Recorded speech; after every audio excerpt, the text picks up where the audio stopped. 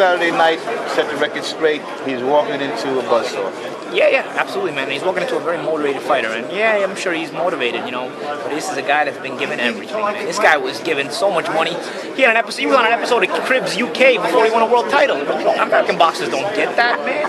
Come on, you know, like this kid has been handed everything, and he's been knocked out, and they even handed him a world title after he got knocked out. I mean, he got knocked out, and they found a way to get him the world title less than a year later. They handed him everything down to his world championship. So Saturday night, it's time for reality, boy. PAULIE MALIGNAGGI is a big name. He's a dangerous fighter. Just come from a good win, and a recognizable fighter.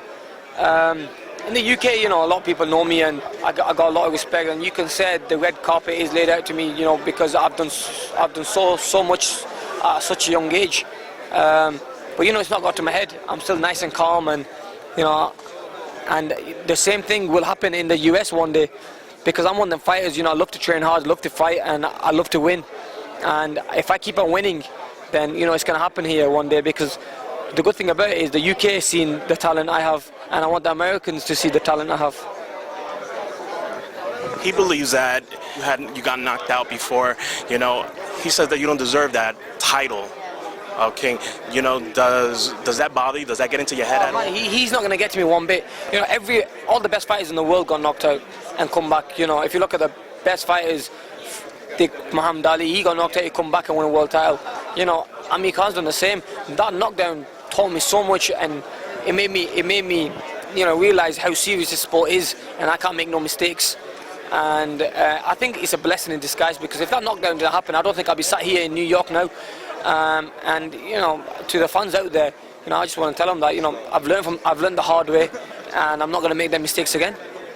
We wish you the best of luck. Listen, we get up there, we talk a lot, but I know Amir can fight, and I know it's a work of a night on Saturday night. But I'm so ready. It's such a great camp. You're gonna see the best of PAULIE Malingnagggi Saturday night. So you changed trainers. What's changed for you? We're going back to the strategy. Just reviewing my head trainer right here. We just went back to the strategy. Speed kills, man. You know, and you just can never abandon something like that when you have that gift. What he's great at. Absolutely, it is. And you know what? I'm not saying he's slow either, but you know, I come with a little more intelligence. I've dealt with fast fighters. I've dealt with fast fighters, and I've been in with great fighters. Not yet, he hasn't. You know, so we'll see how he deals with it. Because I know how to deal with it. You know, obviously every fight is like a book, and it'll tell its own story. And Saturday night we'll tell the story again. But we got a great game plan, man. And we're here to match his speed and even out to beat him. So we're gonna see. That's the fun part. What's going to happen with two such speedy fighters? You sound confident, but he does too. Yeah, of course. And you know what? All power to him. You're supposed to sound confident. If you're not confident, you might as well go get another job. You've been involved in a lot of big fights. Can you see that confidence as a confidence that he means, rather than just feels he has to put on? You know, I don't really try to get into people's minds too much in that way, like try to read into them too much. He sounds confident. I'm assuming he is. Because they're going to ring the bell on Saturday night. Whether he's confident or not, we're still going to have to fight. So that's the way I look at it. All the trash talking I do, that's fine and dandy. You know what? It's a lot of fun. I get a kick out of it. People get a kick out of it.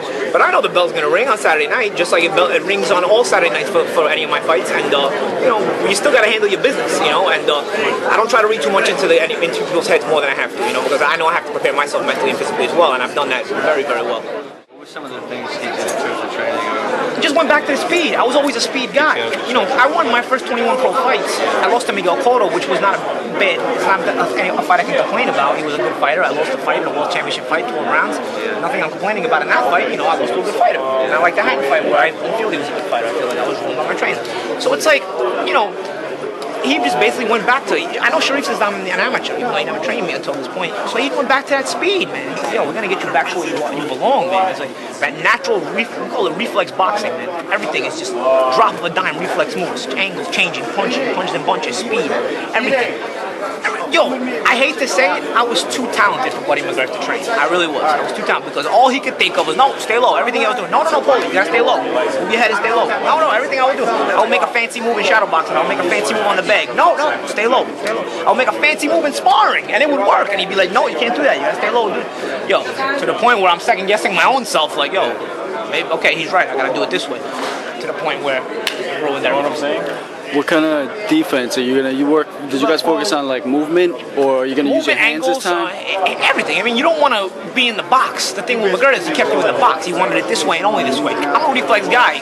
I can make you miss in a lot of ways. I can use my legs to make you miss. I can use my body to make you miss. I can roll off to make you miss. I catch punches. I can counter off the miss. Sometimes I'll leave you there off the miss.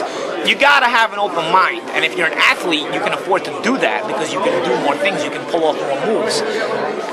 My ex-trainer didn't realize that. My current trainer goes right with it. We work on all that stuff. I mean, we have pad sessions that are harder than some sparring sessions. I mean, he kicks my ass, you know? So in terms of defense, there's no way that you're really going to focus this time around? Like, are you going to just go with movement? Are you going to stick your hands up this time? Or are you going to go with... We adjust to what we see in front of us. That's the blessing about having a good trainer. You know, you prepare for everything. So, you know, according to what's in front of you, you adjust. Sorry to call you. In this specific fight on the contract, are there any... I know you like ring specifications, like size. Was there anything that you didn't like? I mean, I think the garden ring is 20 feet anyway. But honestly, this fight is not such a big deal because we're both boxers. So, you know, we both like to use the ring. I mean, if it's a small ring, it kind of works against us both. If it's a big ring, it helps us both. I mean, it's not the kind of fight where I care about what the size of the ring is. You know, It's not like a pressure guy versus a boxer where it's like, well, he's going to want it small, I'm going to want it big. This time, it doesn't really matter.